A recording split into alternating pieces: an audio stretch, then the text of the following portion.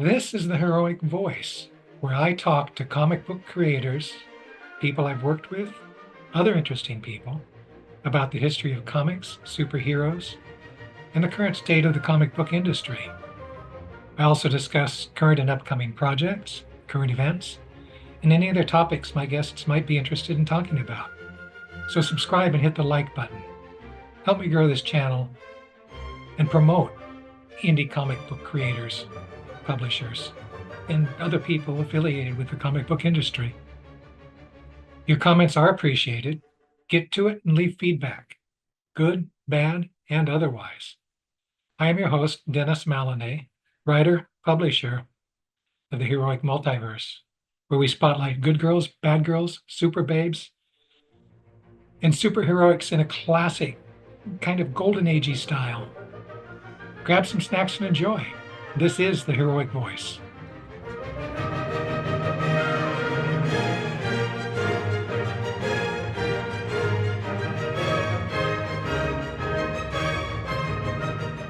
We're here on the Heroic Voice on what is today? Today is August 10th, 2024, with Christie Shinn, accomplished comic book artist and storyteller, and the current president of the Comic Art Professional Society. Quite a talented lady. Thank you.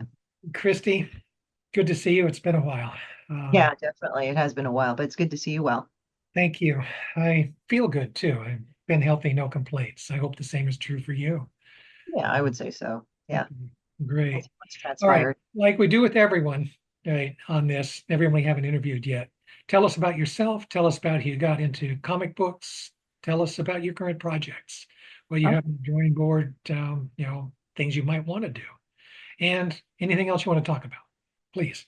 sounds really good. Yeah, I'm currently the president of CAPS, Comic Art Professional Society. I'm in my second term as of now currently.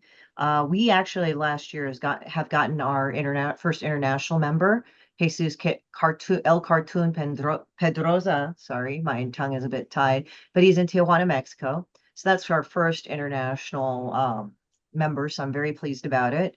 Right now, it's like we're spreading the word of CAPS and across Comic Cons.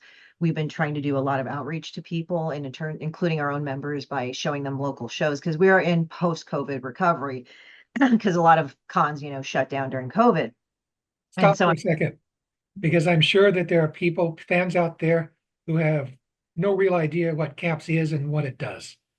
sure.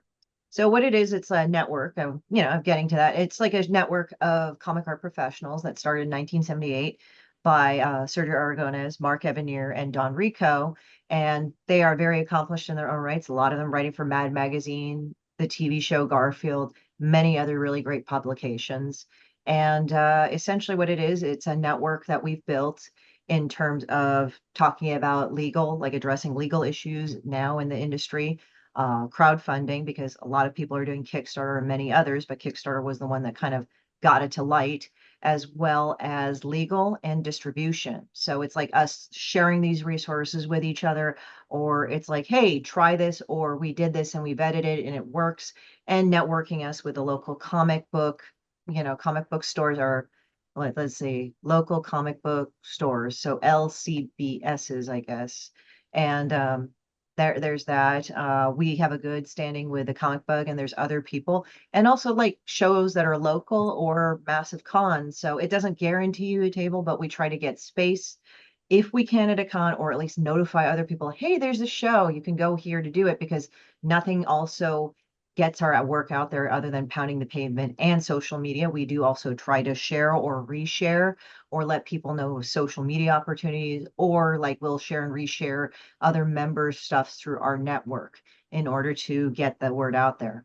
Yeah, the convention presence was something that was dear to my heart, but I sort of dropped the ball when all the lockdowns started. Right. And Right. I'm pleased that CAPS does seem to be picking that up again. So Yeah. It's just that I feel that in the age of social media and the ever shifting algorithm, it is important to get out there. But we do try to go and try to emphasize both, like through our X, used to be Twitter, X, and then now it's like we also are doing it through our Instagram and Facebook. So it's like a visual thing. And we encourage members to print, no, sorry, not to print, to share their posts and what they're doing to let us know if they know of any events or any other opportunities with CAPS. We also try to circulate it through our a newsletter with our members as well. Yeah, So, CAPS is a good organization. It always has been. Back before all the lockdown stuff, we had those monthly meetings, usually with some sort of guest. mhm. Um, and I would like to see that, you know, Yeah, we're mm, trying to get that yeah. back in order. We did have the Animation Guild, but certain things did change where we were no longer able to do it. So we're trying to find a space that fits for everybody in this current mode. That's one of the challenges that we're having right now, but we're trying to work with it and trying to go with it because I think there is this sort of habit that everybody has done via Zoom because it is convenient. But, trying to get people to go to a meeting, it's like some people are still a bit reticent on that. So we're trying to It's get that out there. it's difficult for me because, I have strange hours that I work, and it's quite a ways to get to Burbank in that area Yeah, for yeah. me. So We've it's tried the it's not comic book. practical anymore. Yeah, we've tried the comic book in Manhattan Beach. They've nicely offered us a space and do a hybridized meeting.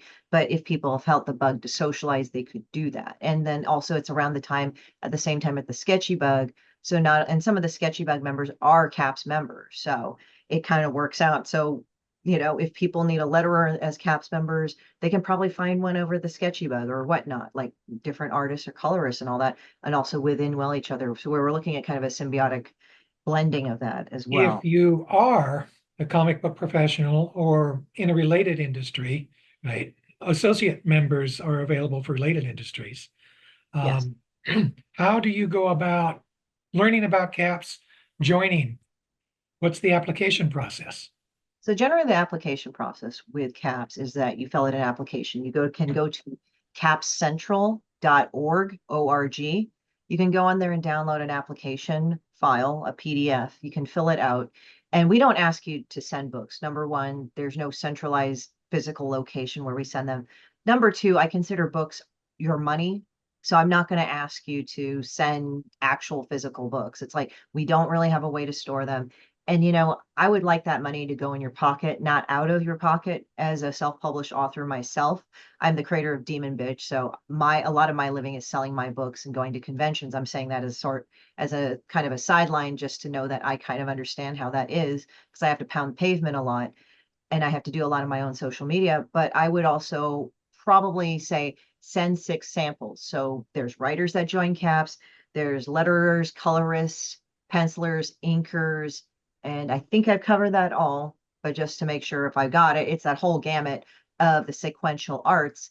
And you would just send 6 samples. Now for writers, we just want you to do like little sample arcs or something like, for example, and I'm not saying that you have to write for X-Men, but let's say if you wrote from X-Men from 1981 to 1985. We're not going to ask you for the whole range of it, but show us small little story arcs, maybe 6 small PDFs to show us, hey, this is what's going on. And if you have a website and social media presence, let us know that so we can have that and keep that into account.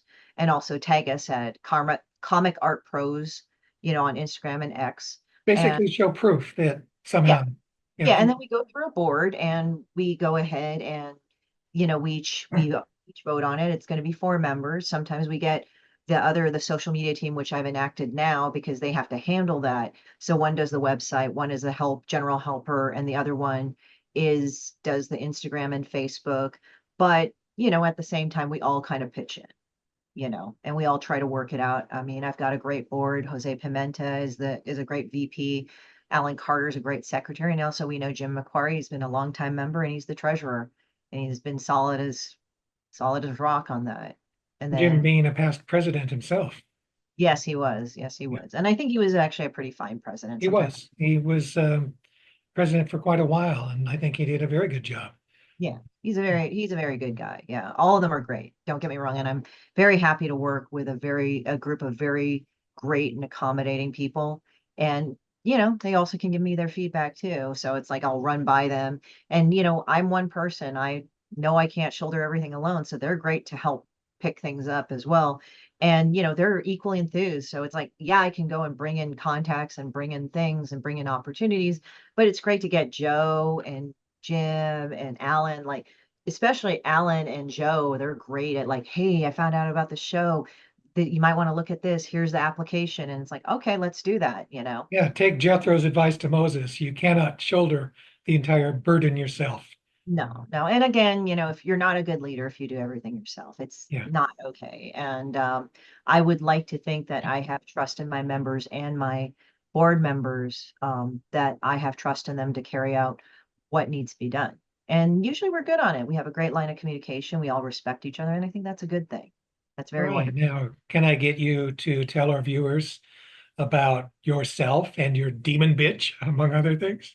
Oh yeah. So yeah, I mean, it's one of those things like, yes. Well, so how it is that I'm kind of one of the new generation of or newer generations of comic book creators. I write and draw basically a series called Demon Bitch, which is a low-level demon from the 13th pit of hell where people throw their dog crap in gum wrappers. And she wants to bring the second coming of Armageddon, but the first one never happened because she's really stupid. She's based on Girls I Hate. So it's just a slice of life comic. I am self-published. I do fund it through Kickstarter and my own personal monies and by sales of my book. I'm also a 2018 Ringo Award winner for the anthology Mind Plan Parenthood.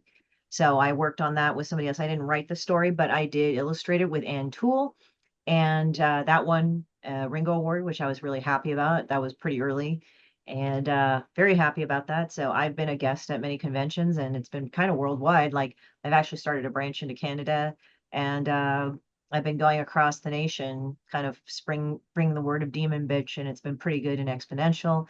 There's a lot of good things with Demon Bitch in the works. I have another series, but right now Demon Bitch kind of takes up all my time. But I'm usually a regular what is it exhibitor at WonderCon and San Diego Comic Con and so far LA Comic Con. So I'm really pretty happy with that. So it's wonderful, and you can find me at horrortourstudios.com, and I also have a link tree to look at different things that I'm dabbling in as well. Social media? Social media, yeah, these are my links. But then I also have links to my other social media because I'm on X, Instagram, um, Twitch. I do have a once a week draw stream that's about an hour from noon Pacific Standard Time for about an hour called Lunch Hour. And I just sit there and I draw stuff like cartoons or whatever it may be. Sometimes clients work, and usually the clients are pretty good with it. You're waiting a chance to have a copy of Demon Bitch that you could hold up. Yeah, I do. As I said, I'm actually, as you guys are talking to me, and it may be passing by the time this is edited, because I just seem to run over everywhere. That's by me, not anybody else. Let me see if I can find a thing of Demon Bitch because I am, but I do have Mind Planned Parenthood right here. So that's a book that, Yeah, I like Anne. We've been in, yeah, she's really nice. awesome. Yeah. Yeah, I've been kind of bad keeping in touch with people sometimes because I've just been terrible because as creators, you sometimes get into your own hole and you don't come out sometimes until you finish doing the thing. And I do not have a ready copy because I realize this. I am packing for Fan Expo Denver right when we're getting interviewed. So a lot of my stuff has been packed up. So I apologize ahead of Oh, time. how inconvenient. But people can find the book, as you said, on your website. Want to give it On my again? website, yeah, on my website, because you will actually get a signed copy. I do manufacture my books through another provider that you can order from, but that I will never touch them, unfortunately, because it's directly sent to you from the manufacturer. So if you go to my store on my link tree, I have a Square store, so you can order a copy and I will personally sign it for you. There's that cat. Yeah, this is ink. This is my evil cat. And I know people say, no, black cats aren't evil. Well, she's her own certain kind of evil. All righty. How did you actually get into comics? How did you find them? What was your inspiration? I would say I started off as a kid. I like to draw. I drew a lot. I don't think I've ever stopped drawing. For me, comics actually started. I remember I would read the Sunday Funnies, that was the thing. But my parents are Korean, so they actually had this Korean paper, and I don't remember what it was called, but they actually had one from the Joseon era. It was like Joseon is like a period in Korean history. I think it was like kind of the height of Korean power on the continent. That's when Korea was on its best. King Sejong was one of that, and they actually had a strip on there, but it was like full of nudity and blood. So I don't know how that got on a Sunday strip, but there you go. And I actually happened to read those. But also my mom was trying to like low key get me into an Ivy League or a high performance college. So they kind of start you young on that. So she said, okay, we're taking you to this college. So we live near Stanford because I came from the Bay Area originally. I was not born there, but I was raised there. And she took me to Stanford, which was our nearest one. So as we went there and we were in the bookstore, and I was a bookworm. I love that thing. I was the Pizza Hut kid that, we get the free pizza or we get points towards the pizza when Pizza Hut tasted really good to like get a free personal pan pizza if we read X amount of books. And I would have done it anyway without the pizza. But anyway, so so I would read a lot and I said to my mom, "Oh, mom, there's comics over here." She's like, "Oh, okay."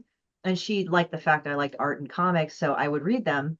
But here's the thing, I would read the underground comics that was at because it's like college students at the time. So of course there's going to be underground comics. So I read stuff like Jimbo, that I remember. I forgot what the wrestler guy, I think he did this thing called Raw Deal or something, and maybe I'm not saying it right, but it was like Raw. So I sent a picture. Let me take a look. I apologize, but it was like Raw Deal or something like that, and it was. Let me look this up.